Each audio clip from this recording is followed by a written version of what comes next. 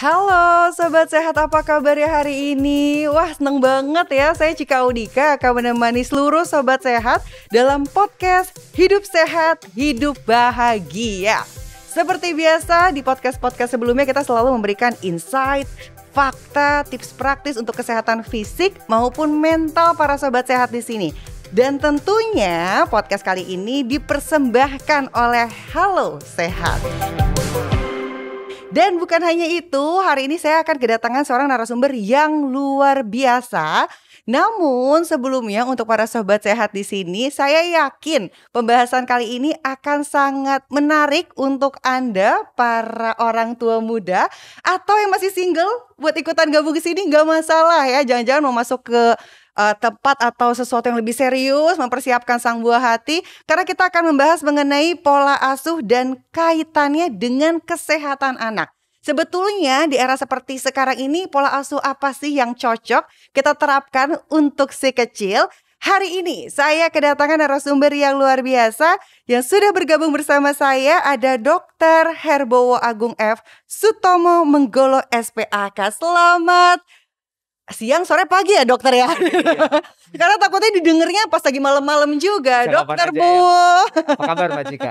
Baik dokter. Aduh, perjalanan lancar tadi ke sini dok? Lumayan lancar sih. Lumayan dikit lancar ya, karena pandeminya udah lumayan membaik ya. Alhamdulillah ya dok ya. Ini dia nih, masa-masa kayak gini kita agak bimbang ya, khawatir sedikit, tapi rasanya udah mulai lega karena sudah mulai aktivitas seperti biasa. Betul. Dan juga tentunya para sobat sehat, beliau merupakan seorang dokter anak yang aktif berpraktik di Rumah Sakit Hermina Jatinegara, RSIA Bunda Jakarta, RS Brawijaya Saharjo, dan juga beliau membantu memberikan konsultasi kesehatan yang dikhususkan para neurologi. Wah, keren banget dokter ya. Dan bukan hanya itu, Dokter Bowo ini juga menempuh pendidikan dokter spesialis anak di Universitas Indonesia. Beliau juga terhimpun sebagai anggota Ikatan Dokter Indonesia atau IDI, Ikatan Dokter Anak Indonesia, IDAI, serta International Child Neurology Association. Dokter, aduh, ini sebenarnya kalau ngebahas permasalahan yang seru banget kayak gini ya, rasanya banyak banget pertanyaan yang pasti para orang tua muda ingin bahas sama dokter. Cuman dok, saya penasaran, sebetulnya benar nggak sih pola asuh ini mempengaruhi kesehatan anak, apalagi zaman sekarang gitu ya, rasanya banyak hal-hal baru, entah dunia digital lah, entah juga lingkungan. Kemarin juga ada era pandemi yang ternyata harus membuat para orang tua beradaptasi lagi. Nah, sebetulnya seperti apa dari pandangan dokter nih? Kalau menurut saya jelas banget lah bahwa pola asuh ini pasti berpengaruh. Namanya juga anak kan ya. Kalau anak dia belum bisa menentukan apa yang baik buat dia, belum bisa menentukan apa yang sehat buat dia. Nah, jadi tentu saja pola asuh penting banget karena orang tuanya yang menentukan kan. Dan yang kedua adalah anak itu adalah pencontoh yang baik, peniru yang baik. Jadi mereka kan belum ngerti ya, karena mereka kan masih belajar dan mereka belajar dengan cara mencontoh. Nah, jadi cara pola asuh orang tua itu akan dicontoh oleh anaknya. Nah, jadi kita sebagai orang tua memang harus memberikan contoh yang baik. Nah, kalau pola asuhnya kurang baik, contohnya kurang baik, kita nggak kasih contoh yang baik, ya tentu aja nanti anaknya seterusnya akan mengikuti pola yang kurang baik itu. Kalau ngikutin pola yang kurang baik ya otomatis hidupnya nanti lebih nggak sehat begitu kan. Tapi jujur deh dok, kalau misalnya saya kayak flashback lah ya, dulu saya diasuh nih sama orang tua saya, itu kan tipikalnya banyak dikte gitu ya. Entah mungkin terbiasa dengan pola asuh sebelumnya kayak jangan gini ya, jangan gitu ya. Berarti kalau zaman sekarang udah nggak mempan tuh, jangan gini jangan gitunya. Atau kayak ya udah nih ikutin bunda ya, kayak gini nih cara untuk membuang sampah. Seperti itu nggak sih dok kurang lebihnya? Sebetulnya kan memang kalau pola asuh itu ada yang sifatnya otoriter, yang semuanya harus sesuai orang tuanya. Itu zaman dulu lah, zaman dulu. Tapi zaman sekarang juga masih ada yang begitu. Terus ada yang permisif, apa aja boleh lah, semuanya boleh gitu. Dan itu masih banyak berlangsung juga. Cuma memang kalau ditanya mana yang lebih baik, yang lebih baik ada di antara itu. Karena memang ada satu titik di mana kita harus otoriter, tapi otoriternya dalam bentuk yang baik ya. Kalau anaknya minta sesuatu yang nggak baik ya nggak boleh dong kan gitu. Jadi kita harus atur supaya dia ngikutin kita yang baik, tapi juga kalaupun anaknya, kita juga nggak bisa sifat permisif. Jadi kalau dia minta sesuatu, kita lihat dulu baik atau enggak. Kalau emang baik ya boleh gitu. Jadi nggak semuanya permisif, tapi nggak semuanya juga otoriter. Jadi ada di tengah, bertanggung jawab istilahnya. Nah, jadi sekarang bukan masalah kita ngikutin yang dulu atau ngikutin yang sekarang, tapi pada dasarnya memang ada yang lebih baik. penelitian nunjukin yang di antaranya lebih itu. efektif Iya betul, yang bertanggung jawab ini ternyata lebih efektif di kemudian hari. Dicoba deh yuk gitu kan. Membentuk anak yang lebih baik gitu. Tapi ada mitos-mitos, enggak tahu ini benar atau enggak ya dok. Katanya dalam penelitian anak itu harus dikasih tahu 23 sampai 26 kali. Benar gak sih dok? Kayak berkali-kali dikasih taunya, terus hindari kata jangan, gunakan pembahasaan yang lain dari kata jangan. Itu benar gak dok sebetulnya kalau kayak gitu? Penelitiannya memang ada sih. Jadi kita bagaimana cara untuk membuat seorang anak daripada untuk bilang jangan, lebih baik kita mendiskusikan sebetulnya. Cuma ya kenyataannya memang nggak segampang itu ya. Tidak semudah itu. Jadi kata jangan kalau udah dalam keadaan terdesak ya kita kadang-kadang kan bilang, kalau dalam kondisi bahaya betul pasti akan bilang jangan ya. Jadi bukan sesaklek, makanya saya bilang bukan tipenya harus otoriter, bukan permisif.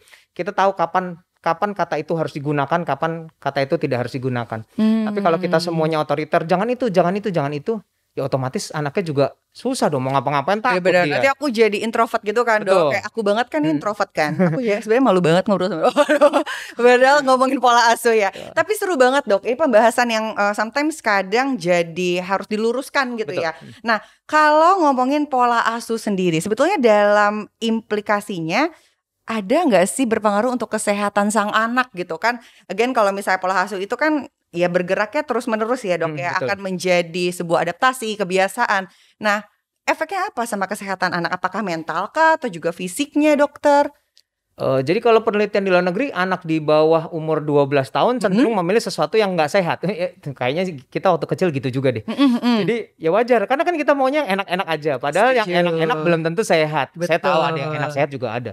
Tapi kebanyakan nggak, banyak yang nggak sehat. Dan anak lebih cenderung pilih itu. Nah memang kalau kita sifatnya permisif semuanya diturutin, ya otomatis mereka akan nggak sehat. Makanya kalau ditanya pola asuh ini akan berpengaruh nggak sih sama kesehatan? Jelas, bukan cuma pola hidup pola pikir, tapi juga kesehatannya akan terganggu. Karena kalau dari kecil misalnya kita biarin makan junk food terus ya, nggak pernah makan sayur, semuanya dibiarin aja. Maunya apa? Maunya yang fast food aja terus gitu. Nggak mau yang lain. Ya kan lama-lama dia nggak sehat. Nanti lama-lama obesitas. Obesitas sendiri udah bukan zamannya lagi ya. Kalau gemuk lucu gitu, udah nggak lucu kalau sekarang. Karena bahayanya banyak kan, diabetes, penyakit jantung pada anak gitu. Jadi, luar biasa ya. Ternyata kesehatan fisiknya juga berpengaruh banget. Betul. Nah kalau untuk kesehatan mental dokter, ini berpengaruh juga nggak? Ya maksudnya gini, di zaman sekarang nih dok, entah ya ini lagi rame banget kasus bipolar, lagi rame banget kasus mental health gitu dok. Betul. Apakah itu juga bisa dibentuk dari orang tuanya membangun si anak, entah dalam ya sometimes orang tua pengen anak itu memberikan yang terbaik lah ya, dibentuk sebaik mungkin. Entah dibuat memiliki jiwa kompetitif, entah harus dibuat memiliki jiwa yang sempurna, perfect. Nah itu akan mempengaruhi mental sang anak gak sih dok sebetulnya? Kalau menurut saya banget, karena tadi saya udah di awal juga saya bilang bahwa ini nanti pengaruhnya bukan cuma sekedar bagaimana dia berperilaku sehari-hari, tapi mentalnya juga akan berpengaruh. Contoh kayak tadi otoriter, semuanya nggak boleh. Kalau semuanya nggak boleh sesuai dengan orang tuanya, gimana dia mau menentukan hidupnya nanti di kemudian hari? Lah orang dia aja yang ngaturin orang tuanya terus, itu kelihatannya zaman dulu ya yang begitu. Kalau permisif semua, ya dia mau apa aja boleh. Nanti dia akan seenaknya di seluruh hidupnya. Padahal nanti dia akan berhadapan sama teman-temannya yang notabene pasti juga punya pendirian beda-beda dong. Dan dia nggak bisa karena selama ini dia terserah kok semua semau dia. Nah hal seperti itu akan membuat dia akan ya mental health-nya pasti terganggu. Kalau dia semuanya boleh terus tiba-tiba dia ngadapin kesulitan di kemudian hari, wah pasti akan repot. Jadi gimana kita di awal menjadi orang tua yang membuat anak mengerti kalau iya tuh kenapa, kalau enggak tuh kenapa. Jadi itu yang namanya bertanggung jawab. Bukan semua iya, bukan semua enggak. Tapi kita ada di tengah. Kalau bagus, boleh. Kalau nggak bagus, kenapa nggak boleh? Harus ada kenapa nggak boleh. Ada alasannya. Ada alasannya. Dan itu yang harus kita diskusikan sama anak. Makanya lebih baik mendiskusikan daripada cuma bilang jangan. Ini bukan kata jangannya sebenarnya yang nggak boleh. Tapi pada dasarnya kalau cuma jangan tanpa alasan, itu yang jadi anak-anak akan bertanya-tanya, kenapa jangan, kenapa jangan, kenapa jangan. Jadi kita jangan main HP gitu ya, main HP terus. tapi bapak ibunya main HP. Main handphone. Nah, itu kan gak masuk akal buat mereka gitu. Betul. Setuju sih. Kalau misalnya anak kan memang panutan pertama pasti orang tua ya. Yang dilihat dan dikatakan orang tua pasti diaminkan. Tapi sometimes emang anak-anak zaman sekarang tuh udah kritis banget, Dok. Iya, betul. Kenapa saya nggak diizinin? Kenapa nggak optionnya A, optionnya B? Ternyata mereka entah dari lingkungan, entah dari nutrisi yang mereka dapatkan, mereka lebih cerdas ya dalam berpikir. Informasinya juga lebih banyak soalnya. Betul. Mereka udah lebih mudah lah dari kecil untuk mengakses informasi. Jadi mereka tahu mana yang bagus, mana yang enggak pun mereka tahu. Yang masalah adalah enggak semua informasi itu baik kan gitu. Setuju. Nah, yang kita orang tua harus batasin dan kita harus atur.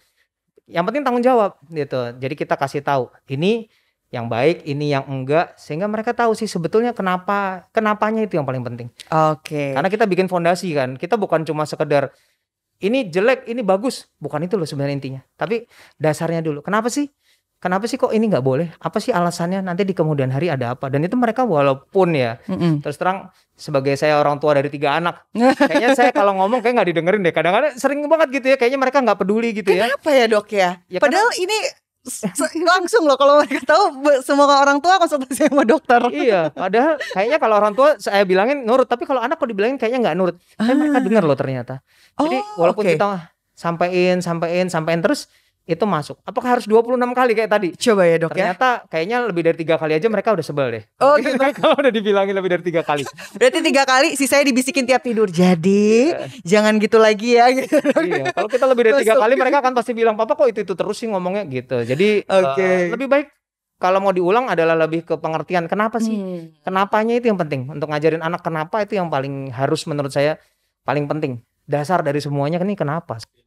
Nah, Dok, kalau tadi kan berarti salah satu pembahasannya ya again ya, tadi saya udah sempat agak ngebahas conventional parenting gitu yang biasa dilakukan. Tapi zaman sekarang itu penelitian semakin banyak, kebutuhan semakin bertambah gitu ya untuk memberikan pola asuh dan pola didik anak. Dalam modern parenting nih, Dok, kira-kira apa sih yang paling ditekankan untuk menjaga kesehatan anak di zaman sekarang ini, dokter? Jadi bedanya kalau dulu ya sama sekarang kan ada konvensional sama modern. Sebenarnya yang dulu cara dulu juga masih banyak yang melakukan sekarang. Tapi memang kalau yang dulu ya lebih banyak orang tuanya lebih banyak otoriter. Terus sifatnya adalah mengatur tapi nggak terlalu peduli dengan bagaimana cara mencegah, bagaimana cara contoh ya yang gampang, yang paling gampang bahasanya begini. Kalau zaman dulu rata-rata anak tuh cuma kalau sakit ya dibawa berobat. Begitu aja kan intinya kan. Kalau sakit dibawa berobat. Sedangkan kalau kita yang modern sekarang orang tua hampir semuanya tuh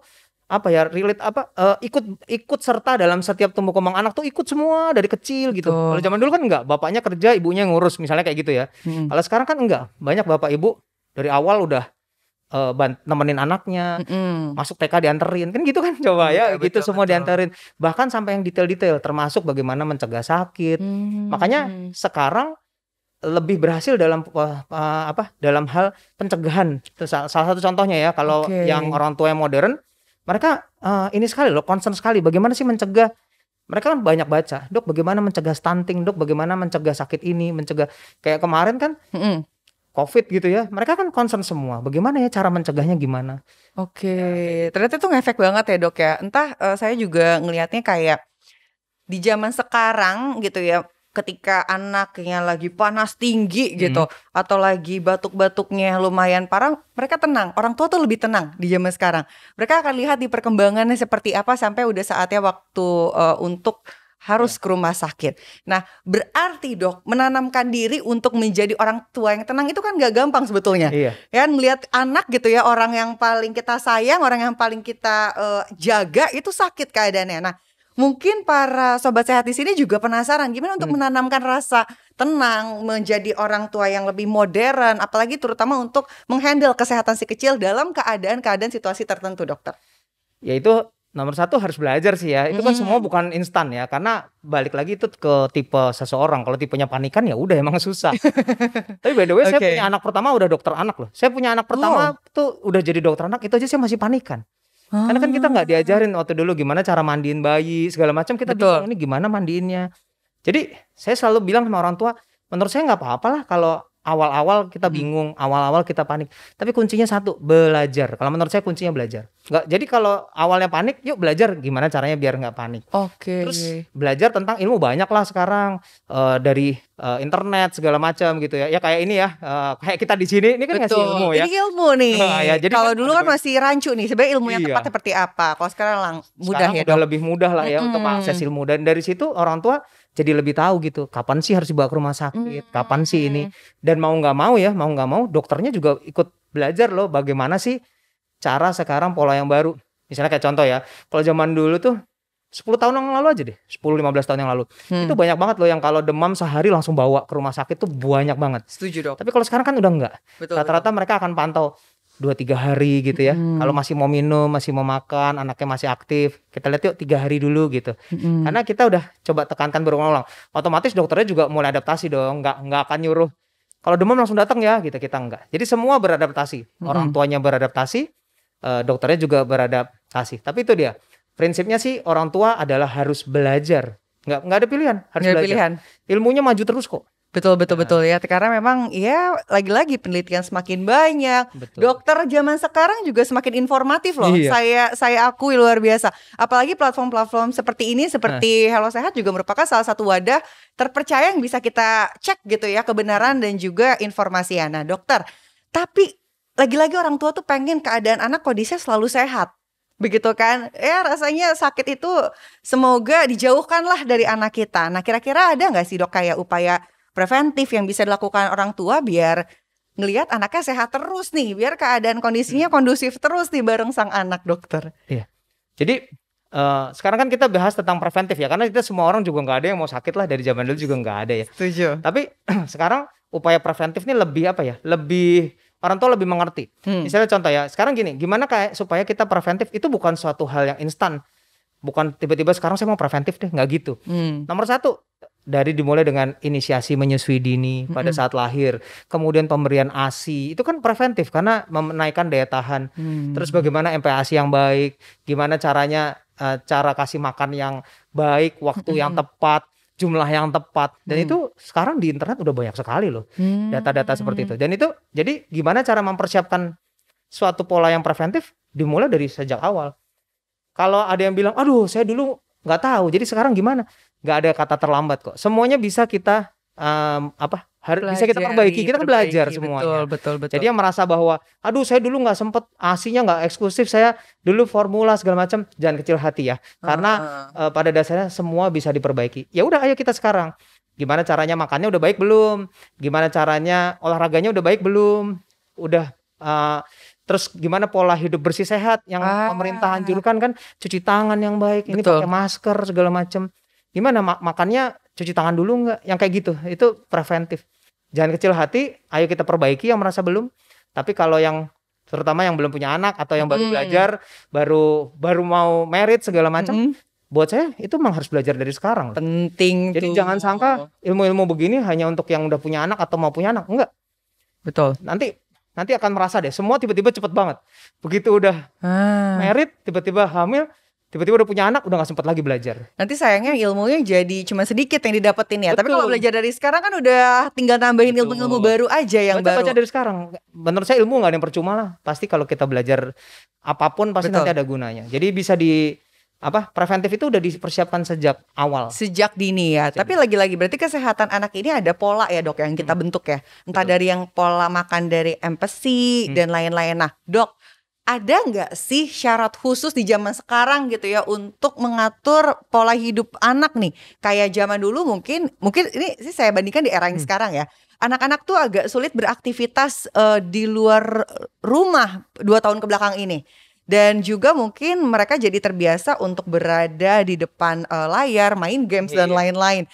Lebih sering juga ketemu orang tuanya. Ini mungkin para sobat sehat yang lagi ada di masa-masa anaknya lagi masa-masa 5, 6, 7 tahun nih yang lagi gemes-gemesnya gitu ya untuk diajari sama orang tuanya.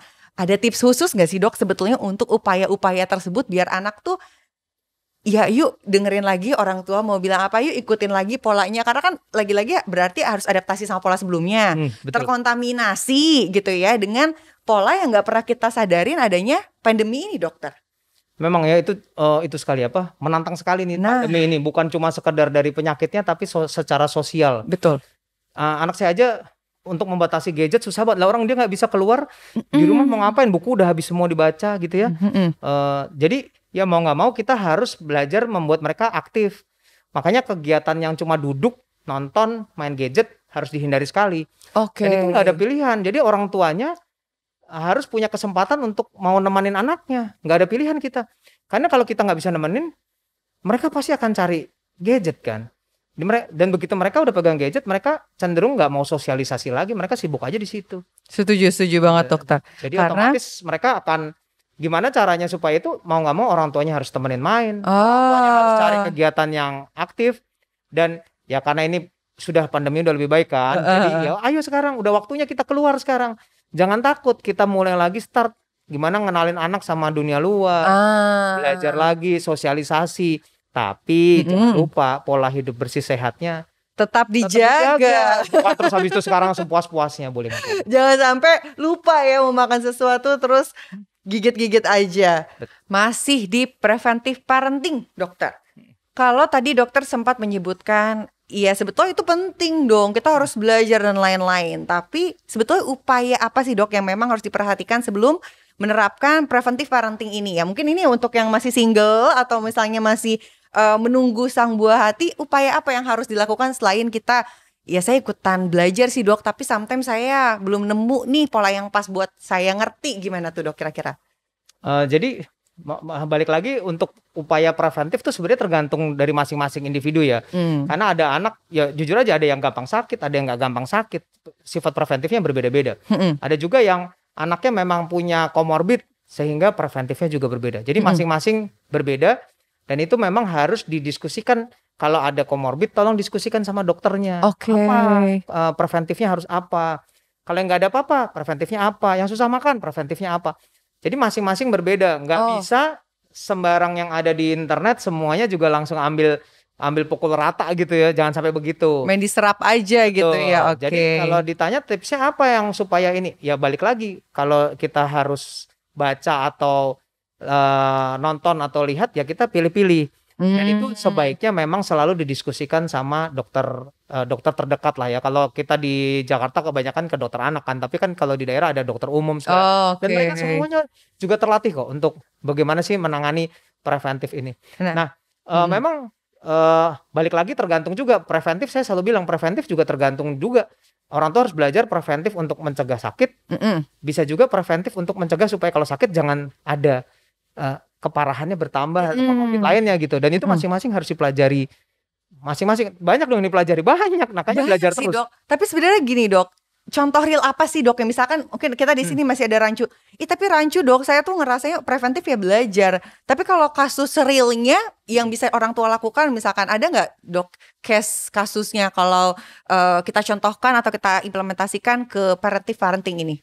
Ya, misalnya contohnya ya, yang paling gampang sih, yang nomor satu pasti tentang pola hidup bersih sehat. Bagaimana kita mencegah kayak sekarang cuci tangan, pakai masker, itu secara umum gitu ya. Tapi misalnya yang paling gampang lagi apa ya? Contohnya, misalnya contoh anak kan memang gampang sakit ya.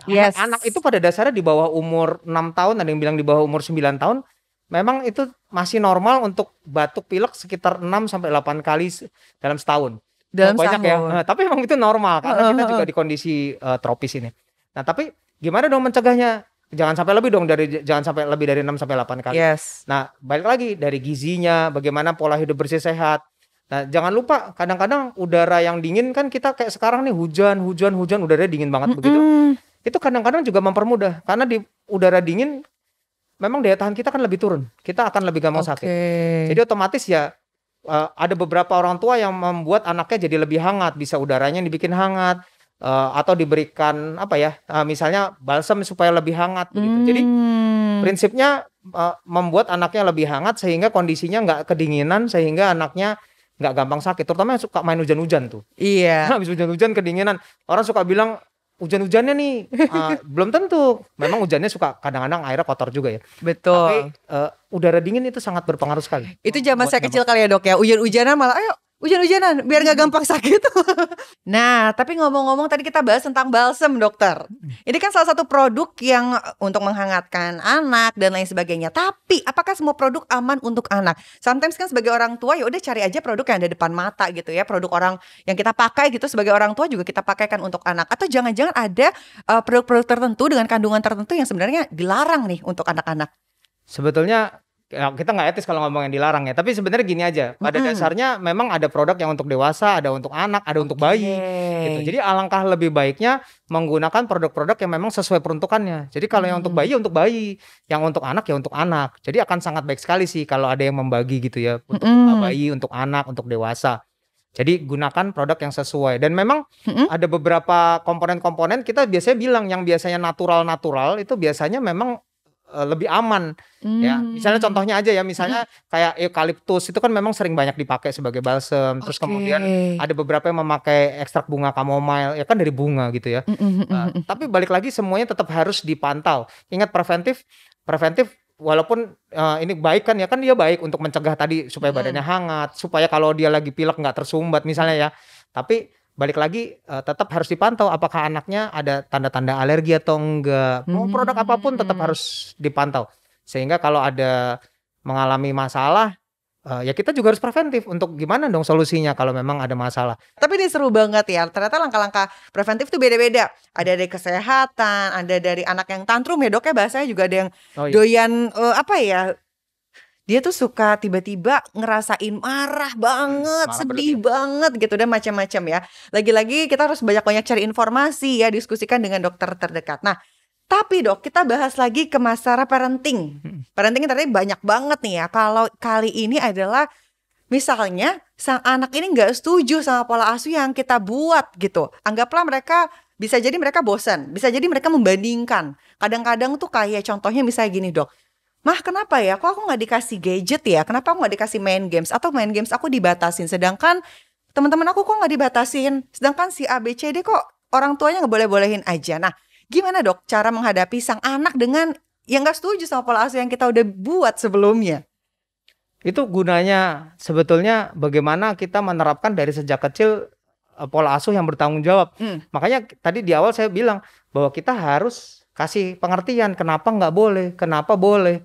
Kalau boleh pun kenapa boleh, bukan cuma sekedar kalau nggak boleh gitu kita. Jadi semuanya harus ada dasarnya. Karena dengan begitu anak jadi ngerti. Tapi gimana kalau anaknya nggak mau? Ya kita harus deal dengan itu karena nggak semua apa yang kita putuskan anak ngerti kan. Jadi ya menurut saya wajar, terutama pada umur-umur 1 sampai 3 tahun itu memang tantrum itu suatu hal yang wajar sebetulnya. Jadi kalau yang orang tua punya anak tantrum di umur 1 sampai 3 itu semua saya alamin sih. Mau anak saya yang sebaiknya yang nomor 1 yang baik banget, yang nomor 2 baik banget, tetap aja mereka di umur 1 sampai 3 ngalamin tantrum. Nah, itu Dok kalau lagi tantrum gitu, ini nggak tahu ya, saya juga penasaran sebetulnya. Kalau lagi tantrum nih Dok, itu katanya ada yang bilang udah diemin aja sampai capek sendiri, atau harus kita rayu-rayu, atau harus kita bikin sebuah dealing kan. Sebetulnya saya juga nggak tahu apakah anak 1 sampai 3 tahun udah ngerti nih sama sebuah kesepakatan gitu ya biar nggak tantrum lagi. Sebetulnya apa Dok yang paling tepat nih pola asuh yang biasa digunakan, dokter? Mereka memang harus belajar kan tentang itu, bagaimana menghadapi, bahkan mereka harus menghadapi bagaimana keinginan pengennya itu ternyata nggak bisa terpenuhi segala. Tapi yang paling pasti mereka akan belajar begini. Yang paling masalah adalah kalau mereka belajar, kalau tantrum terus habis itu diturutin. Mereka akan belajar bahwa kalau tantrum pasti diturutin. Ya besok dia akan tantrum lagi supaya diturutin.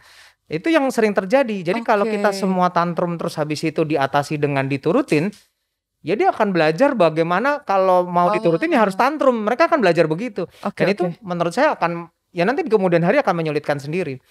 Jadi kalau memang tantrum karena hal yang memang kurang pas, kurang baik, ya kita harus tetap konsisten, nggak boleh kasih. Dan itu harus sepakat satu rumah. Kan sering terjadi bapaknya nggak ngasih, yang paling sering suka ngasih bapaknya. Jadi ibunya udah nggak ngasih, bapaknya udah bilang ya udahlah kasih aja lah. Sering lagi bapak ibunya udah bagus, udah nggak ngasih, di rumah ada nenek kakeknya, neneknya, yang semuanya selalu dikasih. Nah itu pola asuh itu sebenarnya intinya utama adalah harus konsisten. Karena kalau nggak konsisten anak juga nggak ngerti. Katanya mama nggak boleh, kok kata papa boleh gitu. Yang kayak gitu membuat nggak konsisten, membuat mereka bingung. Jadi konsisten dulu, papa mamanya, kakek neneknya, semua satu suara dulu. Dan kalau tantrum, kalau nggak bagus ya jangan diturutin. Terus bagaimana ngatasinnya? Kita tunggu. pada dasarnya tunggu. Wait. Oke. Jadi tunggu aja sampai dia selesai. Usahakan pencetusnya disingkirin. Jadi dia jangan main mainan itu terus dia nangis di depan mainan itu, mainannya di situ aja terus ya nggak kelar-kelar nanti. Nggak kelar-kelar ya, mau selesai tapi masih ingat. Iya, baru enakan dikit lihat lagi. Lihat lagi kan nggak selesai. Oke. Jadi sebaiknya disingkirkan dari penyebab tantrumnya. Terus kemudian kita tunggu sampai dia tantrumnya selesai. Dan kita yang paling penting buat orang tuanya adalah kita bisa peluk, bisa dielus. Bukan diturutin, kita peluk sehingga mereka tahu, anaknya tahu dalam keadaan sedih pun orang tua nggak akan ninggalin kok. Mereka tetap ada di situ. Dan yang menurut saya kata kunci yang paling penting, orang tuanya jangan ikut tantrum. Itu yang paling penting tuh. Biasanya anaknya tantrum, orang tuanya ikut tantrum karena ikut marah-marah, ikut stres. Jadi itu membuat anaknya juga, ternyata kalau tantrum papa juga marah-marah. Iya. Dan jangan dicontohkan juga ya dok ya. Jangan pernah tuh kayak ada perdebatan di depan anak gitu. Anak tuh taunya kita sepakat aja. Nah, anak kan pencontoh yang baik. Pencontoh yang baik again. Nah dokter, lagi-lagi sebetulnya kan kita juga sebagai orang tua pengennya tuh anak tetap ceria setiap saat. Ada gak sih dok kayak tips aktivitas-aktivitas khusus yang kita bikin nih biar si anak tetap ceria? Atau ada gak sih kayak signifikasi mentorik anak yang bisa dipancing gitu ya biar aktivitasnya atau tubuhnya berjalan dengan optimal, happy, hormonnya juga stabil. Gimana tuh dokter? Kalau mau bikin ceria nomor satu ya orang tuanya harus temenin. Kan dia hidup dengan orang tuanya kan. Jadi kita harus buat lingkungan yang ceria. Gimana caranya? Ya bapak ibunya harus ceria. Jangan suka bawa masalah di kantor, dibawa pulang ke rumah. Di situ menjadi marah-marah ke rumah. Tapi segitu ngefek ya dokter ya? Berarti ngefek dong. Kalau kita udah marah-marah di rumah gimana mau anaknya bisa ceria? Dan itu mental health betulan ya. Jadi kalau dia dari awal udah digempur dengan suasana yang nggak baik, itu akan bisa terbawa sampai dewasa. Dan itu yang sering terjadi kan. Kita semua para dewasa ini bawa bagasi kita masing-masing. Istilah bagasi itu bagaimana pola asuh dulu kita waktu kecil. Sering kita dimarahi waktu kecil, habis itu kita ikut marahin anak kita pas sudah dewasa. Itu yang namanya bagasi saya bilang. Karena kita bawa dari kecil sampai sekarang dan itu kita tanpa sadar kita praktekin. Dan nah itu tuh tanpa sadar berarti ya dok yang kita lakukan. Jadi kalau kita dari waktu kecil selalu diremehin, kok gitu aja nggak bisa. Kamu kok gitu aja nggak bisa, kok teman kamu dulu lebih pintar, tuh si itu lebih pintar. Hal yang meremehkan begitu, otomatis waktu besar akan sangat sulit sekali loh kita keluar dari situ. Nah, bagaimana kita sebagai orang tua bisa keluar dari bagasi yang kita bawa waktu kecil, kita bisa pilah-pilah, ini bagus, ini enggak. Nah, bagasinya kita singkirin dan kita cari pola parenting yang baik. Dan itu kita harus bikin anaknya juga ceria. Kita jangan bawa masalah kita sama istri juga di depan anaknya. Jangan bawa masalah di kantor dibawa pulang. Kayak gitu. Dan sebisa mungkin sampai di rumah kita harus sediain waktu buat anak. Ingat, menyediakan waktu loh, bukan menyisakan waktu. Orang sukanya sisain waktu. Menarik. Jadi kan cuma sisa kan. Itu kalau ada sisa. Kalau nggak ada sisa, gitu. Karena prinsipnya menyisakan waktu. Saya selalu bilang ini harus sediakan waktu kok. Kita harus sedia. Jadi kita udah jadwal nanti jam segini sampai jam segini memang saya harus temenin anak saya loh. Harus main, harus ngobrol gitu. Itu yang namanya menyediakan. Kalau mau make a deal sama sang anak, make a deal sama diri sendiri dulu ya. Betul. Kita udah oke belum nih? Kita udah siap belum nih? Karena kan yang dilihat anak lagi-lagi dokter ya, sisi orang tua yang harus kita tunjukkan yang paling baiknya. Betul. Gitu. Nah, seru nih, tapi gak kerasa udah masuk ke pertanyaan terakhir dokter ya. Aduh, luar biasa banget ya. Sebetulnya dok, apa sih keunggulan dan manfaat ketika kita memang mampu menerapkan preventive parenting ini? Kalau keunggulan jelas yang namanya preventif adalah ya kita nggak akan jadi gampang sakit. Dengan kita nggak gampang sakit, tumbuh kembangnya akan lebih baik. Saya selalu ingatkan bahwa genetik, misalnya contoh, anaknya bapaknya pinter, ibunya pinter, anaknya juga pinter. Teorinya begitu. Tapi kalau dia gampang sakit-sakitan terus, lama-lama nggak pinter juga orang dia sakit terus. Ya, tumbuh kembangnya nggak bagus. Jadi dengan kita preventifnya baik, kita bisa mengoptimalkan, istilahnya mengoptimalkan apa yang memang sudah ada di gen anak tersebut, apa yang sudah dibawa anak tersebut kita bisa optimalkan. Jadi nggak gampang sakit, jadi mental health-nya baik, jadi anak yang ceria, anak yang percaya diri, nggak gampang dibully teman-temannya gitu. Jadi preventif yang kelihatannya sepele di awal, cuma mencegah, tapi ternyata itu semuanya nanti sampai ke depannya jadikan seseorang yang nanti di kemudian hari dia bawa bagasi yang baik. Luar biasa ya, bukan hanya dalam segi kesehatan. Betul. Sudah dipastikan segi kesehatan akan baik karena dibiasakan dengan pola makan yang baik, pola hidup yang baik, tapi mentalnya itu juga berpengaruh ya dok. Apakah anak kita akan kita bentuk dengan karakter yang baik pula? apakah dia bisa lebih percaya diri dan juga bisa membaur terhadap lingkungannya serta menjadi lebih baik dari apa yang kita harapkan dan apa yang kita pikirkan. Dokter Bowo, terima kasih banyak. Sebetulnya waktunya sangat terbatas, sayang sekali. Padahal saya masih seru nih ngobrol sama Dokter Bowo ya. Informasi yang diberikan juga luar biasa, dokter. Semoga sehat selalu dan kita bisa bertemu lagi. Dan bukan hanya itu, para sobat sehat, ternyata memang banyak langkah yang harus kita perhatikan, terutama untuk Anda, para orang tua muda yang mempersiapkan gaya parenting modern. Orang tua di sini harus lebih terlibat, begitu ya dokter. Pasti. Tadi disebutkan, dan juga harus banyak perhatian-perhatian khusus untuk kesehatan sang anak. Jangan lupa banyak belajar. Ya, karena ternyata ilmu akan terus terupdate dengan berjalannya waktu. Begitu juga pola asuh yang akan kita berikan. Tips-tips parentingnya sudah kita berikan kepada Anda. Bukan hanya itu, juga banyak hal yang tadi sudah kita informasikan. Semoga memang bermanfaat. Jangan lupa ya, ternyata lebih baik mencegah daripada mengobati. Lebih baik melupakan daripada terus tersakiti. Waduh. Ini yang baper, yang para single ya dokter ya. Kita di sini akan terus memberikan informasi terbaru untuk Anda para sobat sehat, dan juga jangan lupa episode-episode selanjutnya akan lebih bermanfaat dan juga menarik lagi. Kunjungi terus website kami di hellosehat.com untuk mendapatkan informasi lainnya yang tentunya sangat informatif dan juga sangat akurat. Saya Cika Audika pamit undur diri, dan juga narasumber saya luar biasa Dokter Bowo. Kita pamit undur diri, semoga sehat selalu. Sampai jumpa dan selamat sore.